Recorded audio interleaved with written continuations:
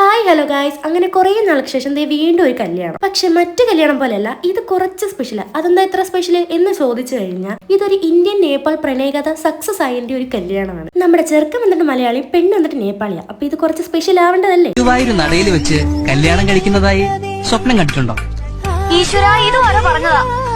കൊച്ചു പിള്ളേർ എന്തെങ്കിലും ആഗ്രഹം പറഞ്ഞാൽ സഹായിച്ചു കൊടുക്കണം എന്നാണല്ലോ. അതുപോലെ തന്നെയാണല്ലോ ഈ കല്യാണം കഴിക്കാൻ പോകുന്നവരും എന്തെങ്കിലും ഒരു ആഗ്രഹം പറഞ്ഞാൽ സഹായിച്ചു കൊടുക്കണം. അതുകൊണ്ട് തന്നെ ഗുരുവായൂർ വെച്ച് കിട്ടണം എന്നായിരുന്നു അവരുടെ ആഗ്രഹം. അപ്പൊ പിന്നെ പിടിച്ച പിടിയാലെ ഗുരുവായൂരോട്ട് തന്നെ നമ്മളെല്ലാം അങ്ങ് പോയി. താലിയൊക്കെ തലേദിവസം വൈകിട്ട് ഒന്ന് പൂജിച്ച് വെച്ചോണ്ട് വലിയ പാടൊന്നുമില്ലായിരുന്നു. എന്തായാലും അവരുടെ കല്യാണം അവരുടെ ആഗ്രഹം പോലെ തന്നെ നടന്നിട്ടുണ്ട്. സത്യം പറഞ്ഞ ചെറുക്കന്റെ പെണ്ണിന്റെ കല്യാണം മാത്രമല്ല അവിടെ നടന്നത്, ഒരു ഫാമിലി പാക്ക് മാരേജ് അവിടെ നടന്നത്. കുടുംബത്തിൽ ഒരെണ്ണത്തിനെ പോലും വെറുതെ വിടാതെ എല്ലാത്തിനും പിടിച്ച് കെട്ടിച്ചിട്ടുണ്ട്.